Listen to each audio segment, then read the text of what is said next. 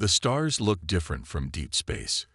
Commander Peter Walsh knew this, but the sight still took his breath away every time he looked out the main viewport of the ISS Artemis. The research vessel had been his home for the past 8 months, carrying humanity's hopes and dreams into the unknown reaches of space. "Commander, I'm picking up something strange." Lisa Bennett's voice broke through his thoughts. The science officer's fingers moved quickly across her console, her brown eyes narrowed in concentration. "It's not like anything we've seen before." Peter walked over to her station, his magnetic boots making soft clicking sounds against the metal floor. "Show me," he said, leaning over her shoulder. The screen displayed an energy signature that made no sense. It was too big, too structured to be natural. Peter felt his heart beat faster as he realized what this might mean. After all these years of searching, had they finally found proof of alien life? "Send the data to my station," he ordered, moving back to his command chair. The bridge of the Artemis was small, designed for efficiency rather than comfort. Only 6 crew members were needed to run the entire ship, though they had a total crew of 15 for their research mission. As Peter studied the readings, the ship's AI spoke up. "Commander, object approaching at high velocity. Initial analysis suggests artificial construction." The crew fell silent. This was the moment humanity had been preparing for since they first looked up at the stars. "First contact. All stations, yellow alert," Peter announced. "Lisa, start recording everything. John, keep us at a safe distance, but make sure we look non-threatening." His weapons officer, Paul Cooper, tensed at his station but remained quiet. The object grew larger on their main screen. It was massive, easily 10 times the size of the Artemis. Its dark hull seemed to absorb light rather than reflect it, and strange patterns glowed along its surface in shades of purple and green. "It's definitely a ship," Lisa said, her voice filled with wonder. "The energy readings suggest technology far beyond ours. Look at these power levels." Peter opened a channel to the ship's general frequency. "This is Commander Peter Walsh of the International Spaceship Artemis. We are a peaceful research vessel from Earth. We come with..." The alien ship's response came in the form of a bright beam of energy that sliced through space just meters from their hull. "Red alert," Peter shouted. "Evasive maneuvers." The Artemis turned sharply, its engine straining as John tried to put distance between them and the alien vessel. But their research ship wasn't built for combat or high-speed escapes. "They're scanning us," Lisa reported, her fingers flying over her console. "These energy patterns..." "Wait." Her face went pale. "Commander, I'm detecting similar energy signatures from within their ship, but also biological readings. Hundreds of them. Different species." Peter felt a chill run down his spine. "Can you get more detail?" Lisa worked frantically as the alien ship fired another warning shot. "The biological readings, they're all showing signs of extreme stress." "Commander, I think..." She swallowed hard. "I think they're conducting experiments. Biological weapons research." "Get all of that data encrypted and ready to transmit to Earth," Peter ordered. He hit the ship-wide comm. "All hands, prepare for emergency jump. Engineering, give us everything you've got."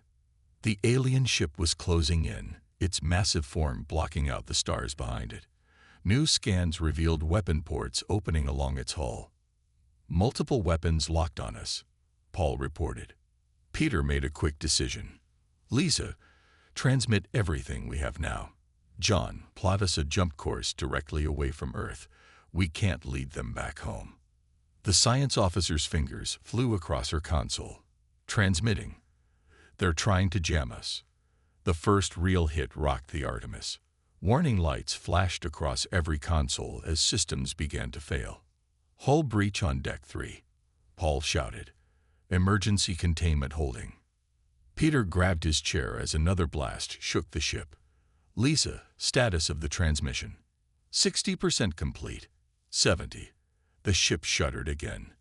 "We're losing power to the communication array." "Engineering reports critical damage to the jump drive," John called out. We can't make the jump." Peter looked at his crew, these brave men and women who had come with him to explore the stars.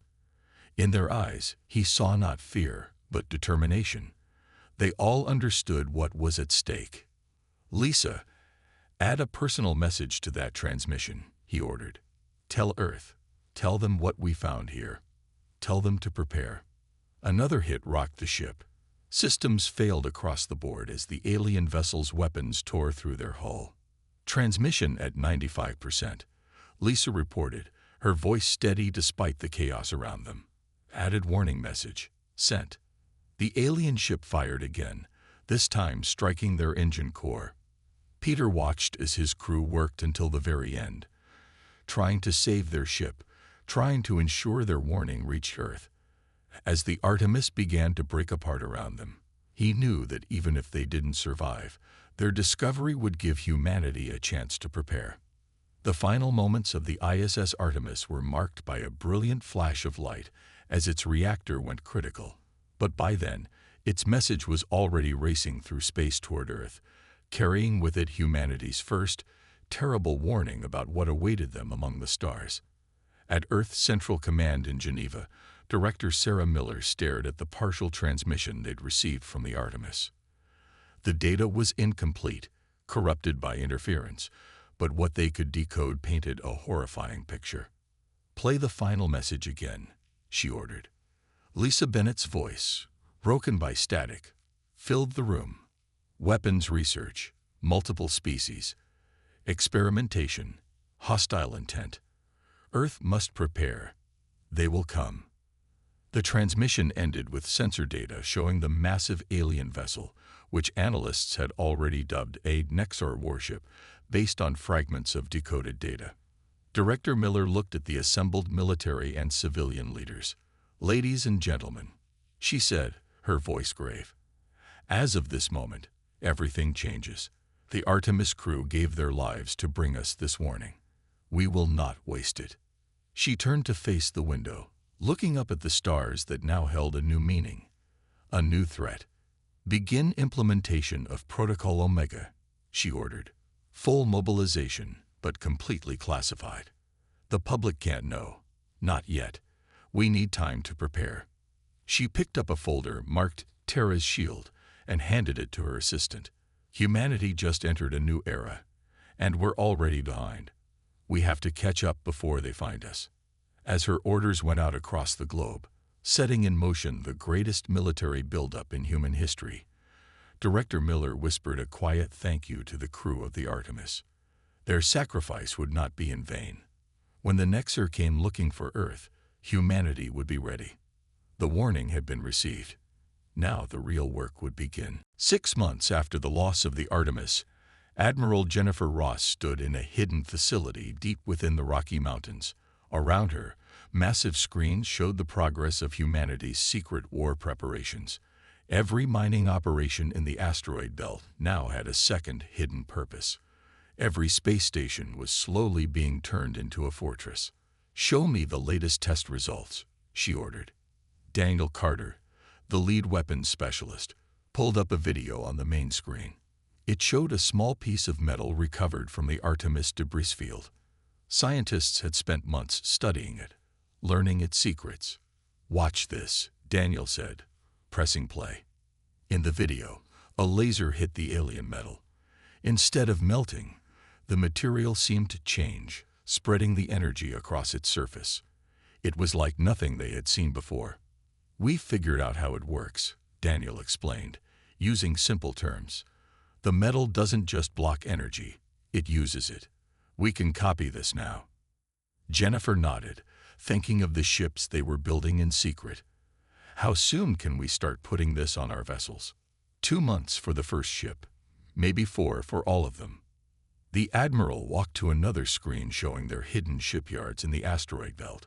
Regular people thought they were just mining rocks for metals. They didn't know that inside those asteroids, humans were building the biggest fleet in Earth's history. "Dr. Pierce, what about the biological data?" Jennifer asked. Amanda Pierce, their lead scientist for alien biology, stepped forward. She looked tired, but her eyes were bright with excitement. "We've learned so much from the Artemis scans," she said. "The Nexar weren't just doing weapons research. They were testing different species, learning their weaknesses." "And what did they learn about humans?" Jennifer asked. Amanda smiled. "Nothing. The Artemis crew didn't give them the chance. They destroyed their ship before the Nexar could get any good samples. That's our advantage. They don't know what we can do." Jennifer walked to a window overlooking a massive underground factory. Hundreds of workers moved between giant machines, building parts for their new ships. None of them knew the whole truth. Each person only knew their small part of the work. "Status report on the fleet," she ordered. Her assistant, Eric Palmer, checked his tablet. "We have 20 ships almost ready. They're smaller than the Nexar ship, but faster. The new engines work better than we hoped. And the weapons. The rail guns are ready. They use some of what we learned from the alien metal. They hit harder than anything we've had before." Jennifer thought about everything they had done in 6 months. Humans were good at preparing for war, maybe too good. But this time, that might save them. A young officer ran into the room. "Admiral, we just got news from our deep space sensors." Jennifer turned. "What is it?" 3 Nexar ships, moving through the outer solar system. They're being careful, trying to hide. But we saw them." The room went quiet. Everyone knew this day would come, but it still felt too soon. "How long until they reach Mars?" Jennifer asked. 2 weeks, maybe less." Jennifer looked at the screens showing their fleet. The ships weren't fully ready, but they would have to be enough. She pressed a button on her command console, sending a message to every hidden base and shipyard in the solar system. "This is Admiral Ross. Implementation of Terra's shield is now at final stage. All ships prepare for combat deployment. This is not a drill." She turned to her staff. "The Nexar think they're hunting weak prey. They don't know we've been getting ready. They don't know about our ships hiding in the asteroids, or our new weapons, or our defenses around Mars." "What are your orders, Admiral?" Eric asked. "Send the Mars colony the evacuation signal. Move all civilians to the underground shelters. Then get our fleet into position." She smiled grimly. "Let's show these aliens why you should never underestimate humans." The next few days were a blur of activity. Ships moved silently through space, hiding behind asteroids and moons. Ground defenses on Mars powered up, hidden under the red sand. Soldiers took their positions, checking their new weapons and armor. In her command center, Jennifer watched it all happen. She thought about the crew of the Artemis, about their sacrifice. They had given Earth a chance to prepare, and humanity had used that chance well. "Admiral," Daniel called out. "The first Nexar ship is approaching Mars orbit." Jennifer straightened her uniform. This was the moment that would decide Earth's future. Everything they had built, everything they had prepared, was about to be tested. "Send the signal to all ships," she ordered. "Operation Terra's shield is now active." Across the solar system, hidden ships powered up their engines. Weapon systems came online. Soldiers readied themselves for battle. The Nexar ships moved closer to Mars, probably thinking they would find an easy target. They had no idea they were sailing into a trap. Jennifer looked at a picture of the Artemis crew on her desk. "We're ready," she whispered. "You gave us the warning we needed. Now we'll make sure your sacrifice wasn't wasted." She turned to her command staff. "All ships, maintain positions. Let them get closer." She smiled. "Let's teach these aliens why they should have left Earth alone." The trap was set. Humanity's first real space battle was about to begin. And thanks to 6 months of careful preparation, they were ready for it. The Nexar thought they were the hunters. They were about to learn what it felt like to be the prey. Humanity had taken the Artemis crew's warning seriously, and now they would show the galaxy why that was a very wise decision. As Jennifer watched the alien ships approach their trap, she felt proud of what humanity had accomplished. In just 6 months, they had gone from a peaceful spacefaring race to a force ready for war. It wasn't what they wanted, but it was what they needed to survive. The next few hours would prove if it was enough. Captain Ryan Mitchell watched from the bridge of his ship, the EDS Defender, as the three Nexer vessels moved closer to Mars. His ship was hidden behind Phobos, one of Mars' moons, along with 5 other Earth ships. More ships waited behind Deimos and in other hiding spots around the Red Planet. All weapons ready, Captain, his weapons officer, Susan Clark, reported. The new rail guns are charged. Ryan nodded, keeping his voice calm. Remember your training, everyone. We've practiced this hundreds of times. The Nexer ships were huge, just like the one that had destroyed the Artemis. They moved with confidence, clearly not expecting any resistance. That was about to change. Enemy ships entering the trap zone, reported Alan Foster, the sensor officer. They're right where we want them. Ryan touched his command screen, connecting to all Earth ships in the system. All vessels, this is Captain Mitchell. Begin Operation Slingshot. Hidden devices around Mars switched on. They created a special energy field that would make it harder for the Nexer ships to jump away. At the same time, automated defense platforms rose from the Martian sand, their weapons pointing up at the alien vessels. The Nexer ships noticed the energy field first. They started to turn, but it was too late. All ships, attack pattern Delta, Ryan ordered. Show them what humans can do. 20 Earth ships appeared from their hiding places, moving fast toward the surprised aliens. The Nexer tried to form a defensive position, but Earth's ships were too quick. First volley, fire, Ryan commanded. The rail guns fired. They shot special bullets made with the same metal as Nexer ships. The alien shields couldn't stop them properly. The first hits cracked their armor, something the Nexer had probably never seen before. They're launching fighters, Susan called out. Small alien ships poured out of the larger vessels. They looked deadly, but Earth was ready for them too. Launch our drones, Ryan ordered. Hundreds of small robot ships shot out from the Earth vessels. They were simple but smart, designed to fight in groups. The alien fighters were better one-on-one, but the drones worked together, overwhelming them with numbers. Sir, the biggest Nexer ship is trying to target the Mars colony, Alen reported. Ryan smiled. Let them try. Show me the ground defenses. On his screen, he watched as the Nexer ship fired at Mars. But instead of hitting helpless buildings, their weapons struck powerful shields. Under the red sand, hidden generators powered up, protecting the colony. They looked confused, Susan said, laughing. They didn't expect any of this. The battle moved faster now.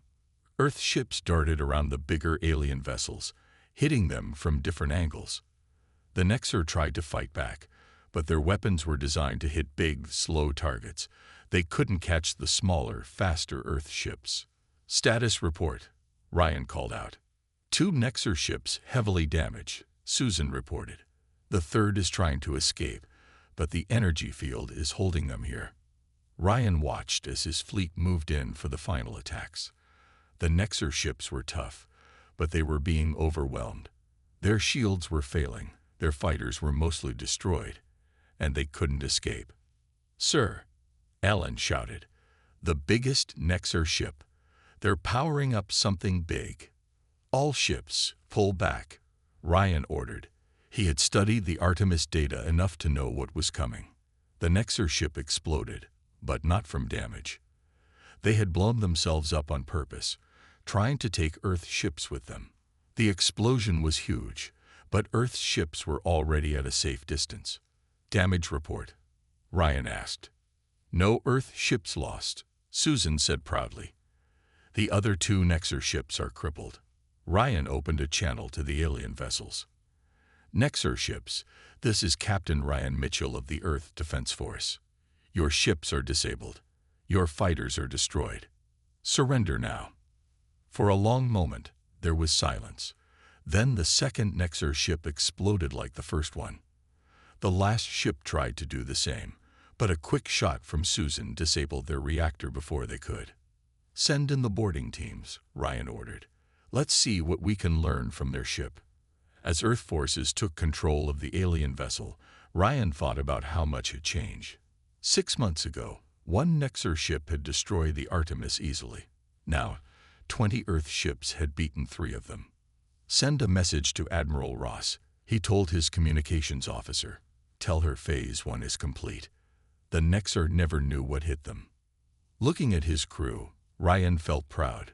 Humans had taken the best Nexar technology and made it better. They had studied alien tactics and found ways to beat them. Most importantly, they had worked together, keeping their preparations secret until the perfect moment. What do we do now, Captain? Susan asked. Ryan looked at the captured Nexar ship. Now we learn everything we can about them. They thought they were hunting us, but they just showed us how to find them. He smiled. I think it's time humanity paid the Nexar a visit. Let's see how they like being the ones who are hunted. The battle was over, but the war was just beginning. Earth had won its first fight against the Nexar, and they had done it without losing a single ship. The aliens had learned an important lesson. Humans were not easy prey. As repair ships moved in to study the captured vessel, Ryan knew this was just the start. The Nexar would come back with more ships next time, but Earth would be ready. They weren't just fighting for survival anymore. They were fighting to show the galaxy that humanity would not be bullied or experimented on. The stars had brought Earth its first enemies, but they had underestimated humans. That was a mistake the Nexar would not live to repeat. Dr. Catherine Webb looked out through the viewscreen of her small stealth ship. The Nexar research station floated in space before them, its dark surface barely visible against the backdrop of stars. After 3 months of following clues from the captured ship, they had finally found it. Ready for infiltration? Security Chief Christopher Martinez asked, checking his special armor one last time. The suit was designed to hide from Nexar sensors, another gift from studying their technology. Ready as I'll ever be, Catherine answered. She wasn't a soldier, but as Earth's leading expert on alien biology, she had to go. They needed her to understand what they might find inside. Their ship, barely bigger than a shuttle, moved silently toward the station. They had copied the Nexar's stealth systems, making their ship almost invisible. Chris piloted them toward a lesser-used airlock they had identified from stolen plans. Remember, Chris said quietly, we have 6 hours before the next patrol comes through this sector. We need to be gone by then. Catherine nodded, double-checking her tablet computer. It held programs that could hack into Nexar systems, based on what they had learned from the captured ship. Let's find out what they're really doing here.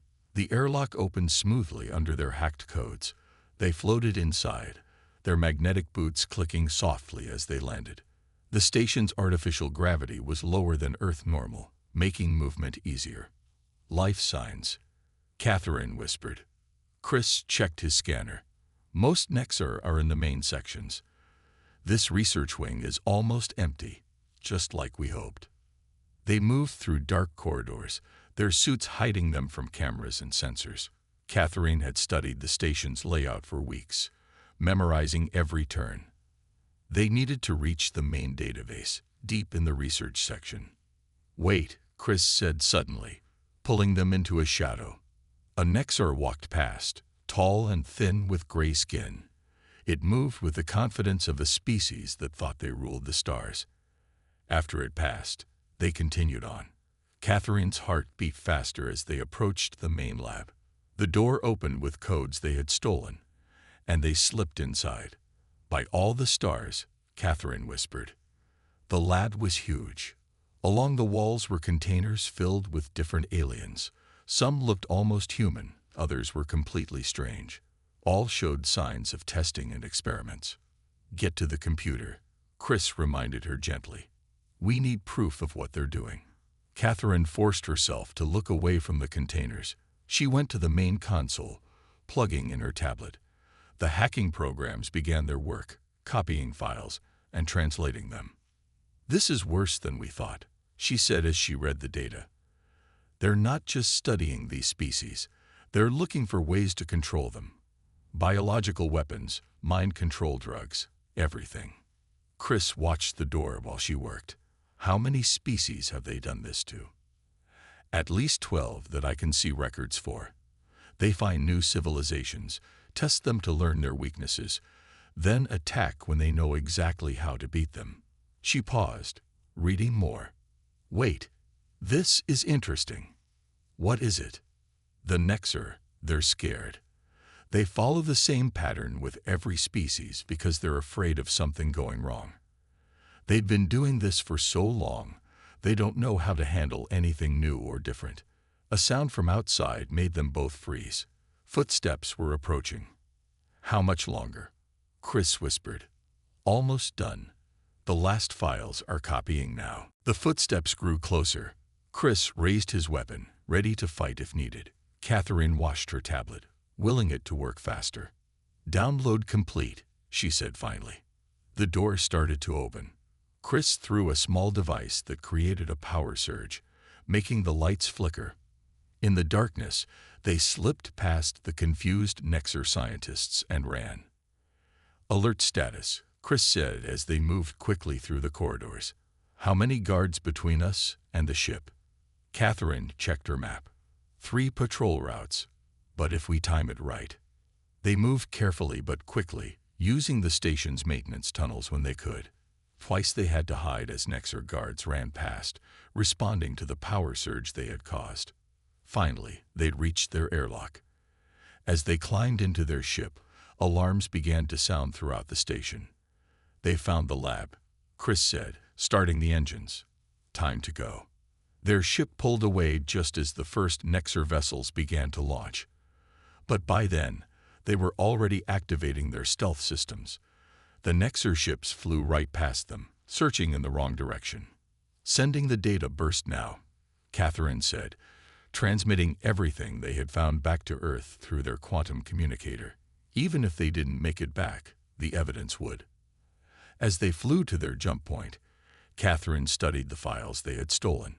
This changes everything, she said.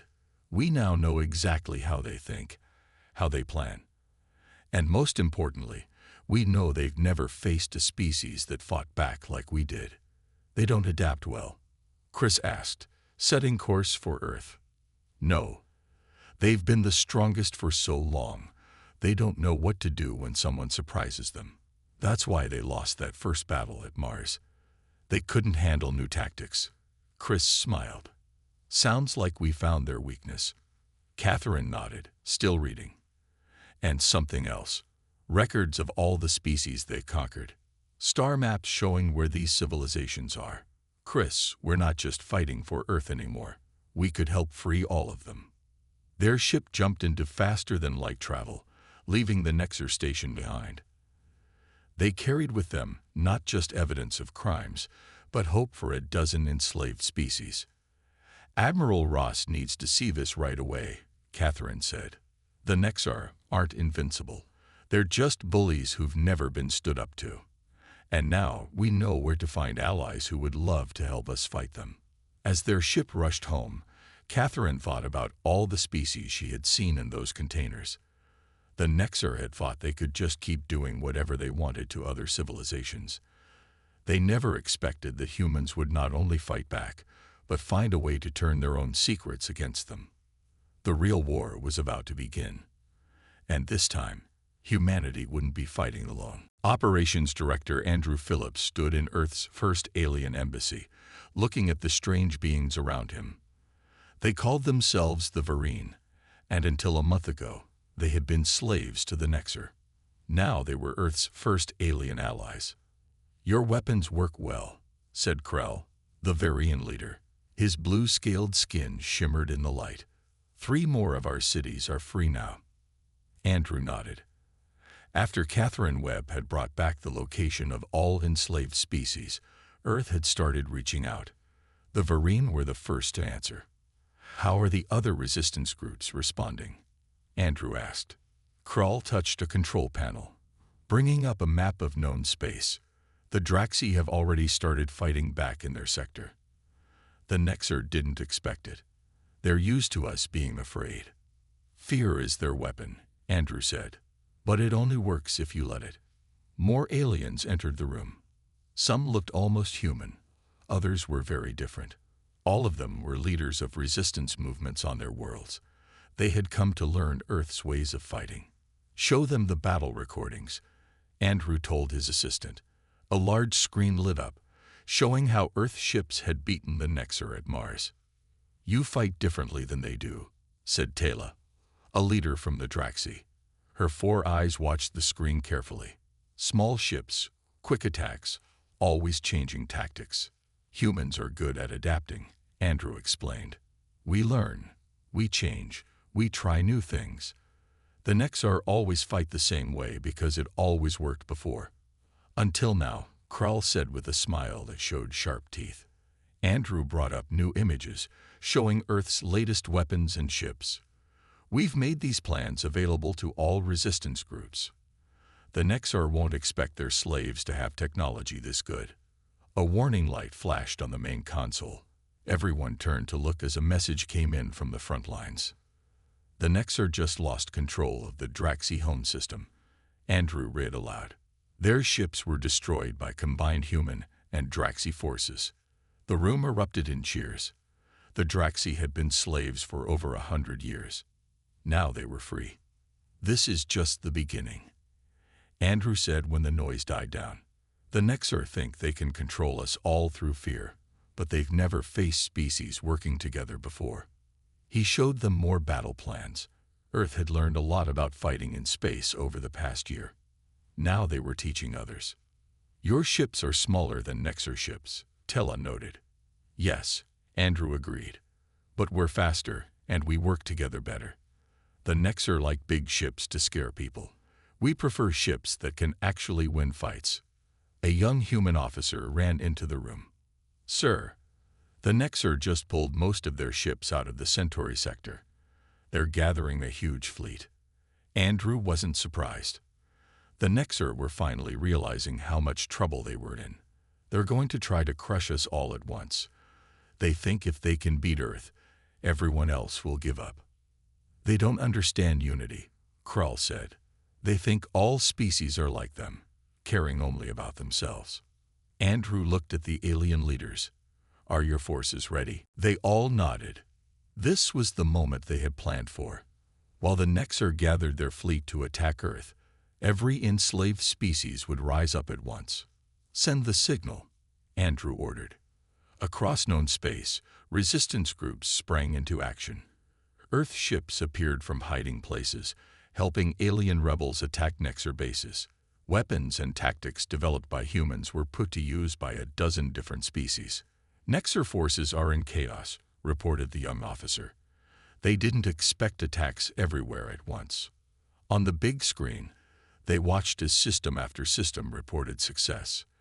The Nexar had spent centuries keeping species apart, making sure they couldn't work together. Now that strategy was failing.